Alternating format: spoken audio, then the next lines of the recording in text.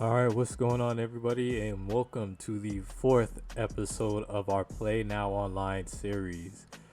For this matchup here, we will be rocking with the Indiana Pacers, and we are going up against the Charlotte Hornets, a team that we have played with before. Not only have we played them, but we also played with them. And I like playing with the Hornets. I really like playing with LaMelo Ball. You have Gordon Hayward as well, and they have a bit of shooters. So I like the Hornets in the tier 3 lineup. Maybe they get bumped up to tier 2 later, depending on how they perform in the real NBA. But for this video, we're rocking with the Pacers. And I did not get off to a good start with the Pacers.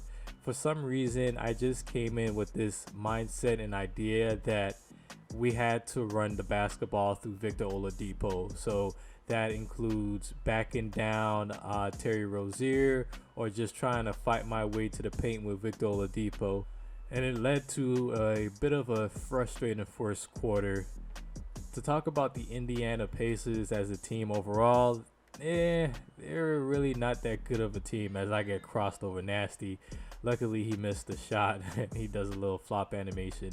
But Victor Oladipo dumps it off to TJ Warren, gets the nice post to dunk, and we're going to be shooting free throws. But to talk about this Pacer team overall, they're not really a good team to play with, in my opinion. Maybe it's because how I came out the gate with them, but I just really don't like it. I like playing with them. This was a pretty short match. My opponent ended up quitting out. I guess he had something to do and just left. So you can see we are 2-0 with a 12-1 record. And as I mentioned before, that one loss isn't really a loss. It's just that 2K put me and this guy together, and even before the tip off, they disconnected us and said the game wasn't going to be counted, but they counted it anyway. So for this next matchup, bit of a longer match, went the whole distance. We have the Nets versus the Utah Jazz.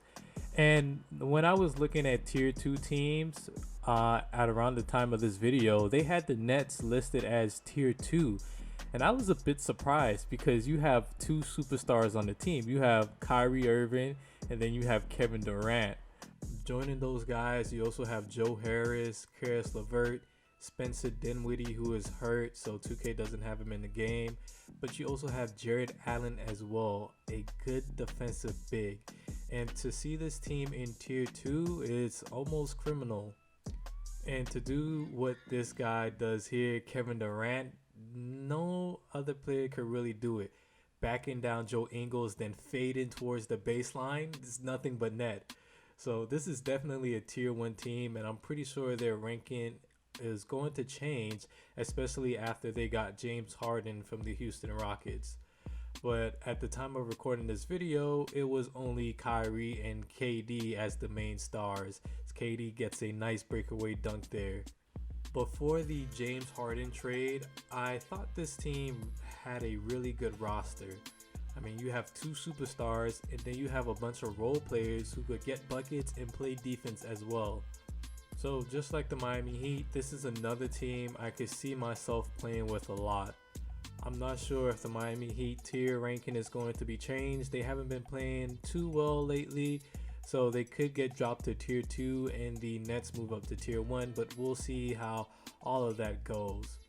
But to talk a little bit about my opponent game plan, it just seemed like he just wanted to come out and force his way to the rim with Donovan Mitchell, and we had to make a couple adjustments to stop him from really getting Donovan Mitchell hot.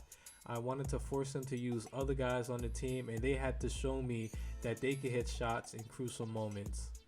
So one of the matchup changes that I made was to put KD on Donovan Mitchell as Jared Allen gets a nice hook shot over the smaller Mike Conley. That was pretty nice there. I don't really trust Kyrie Irving defense. I'd rather him focus more on the offensive end, getting to the rim, hitting open shots, things like that. And KD, he's a guy who could play both sides of the ball, defense and offense. So I don't really have to worry about him too much when it comes to putting him on the best defender. But sometimes you run into a bit of risk when you make matchup changes like that. So you have to play a little bit smart. You can't just have KD guard Donovan Mitchell, because then you would move Kyrie to guard the 4. So it's like a staggered effect. So everyone starting at the 2 to the 5, they get dropped down and defend the next guy on the opponent team lineup. But that's just for some situations. Every situation is going to be different. Sometimes you don't even have to make changes at all. But everybody plays different. Everyone has their own way of coming out with different strategies, what they want to do. And most of the time when you play against me, or when I'm going up against someone, I'm pretty sure I have the better strategy. There are times where the opponent I'm going up against is pretty good and there's nothing I could really do, and those lead to some entertaining matchups. So we are at halftime now, and the score is 24-17. But to go over the James Harden trade, now looking at the Nets after all the dust has settled, they now have James Harden, Kyrie Irving, and Kevin Durant.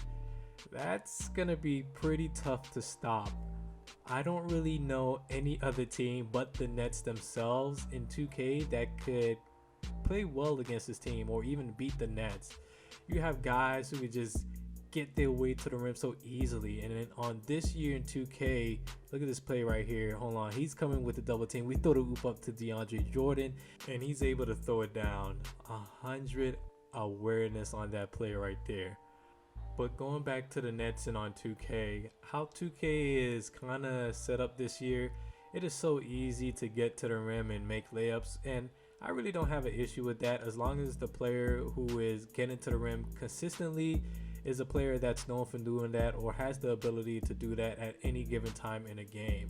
So when you have Kyrie Irving, James Harden, and Kevin Durant, that's 3 guys that you have to try and defend. And I can't really think of a team other than the Nets themselves that could stop the Nets in 2K21. Personally, for me, if the Nets are in tier 1 and the Heat are in tier 1 as well, I'm going to go and choose the Miami Heat. I really like the roster that they have, and I believe I could create a unique lineup to at least slow down one of those 3 superstars, or both of them, or even all of them, really.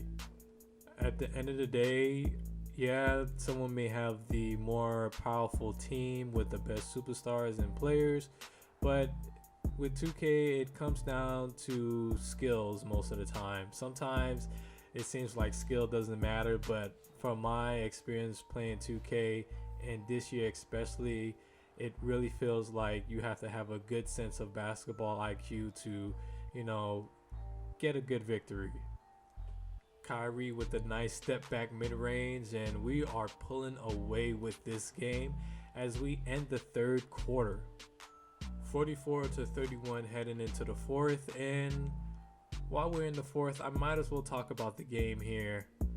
We are pulling away, and you can see that KD is going to try and do work, but we don't really get nothing here. So I'm at the top of the key with Kyrie, and I call for a pick and fade with Kevin Durant.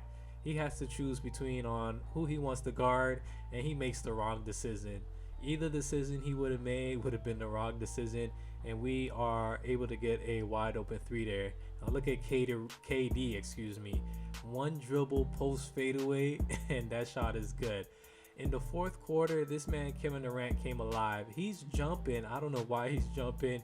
Kevin Durant gets that tough shot to go, and he has takeover now. Usually shots like those don't really go in, but I guess when you're a superstar in this game, they'll go in anytime. This possession here, we don't go to KD or Kyrie. We work the ball around and get it to DeAndre Jordan, who has the mismatch, and that is just going to only increase our lead even more. So at this point of the game, fans are leaving the stadium or the arena, and KD is still turning up. But Kyrie got to get a shot in here too. Step back corner 3. That one's good as well. Those 2 guys came alive in the 4th. I don't know what really got into them, but it was fun playing with the Nets. And I know a majority of the game clips in this video are me scoring with the Nets, but my opponent had 15 free throws and he made 11 of them. So you could tell that he was really trying to get his way to the rim. And there weren't many interesting offensive possessions that I thought would be worthy of putting in the video. But you can see we get the W here, and I want to thank you guys for watching, and I'll be back soon with the next video.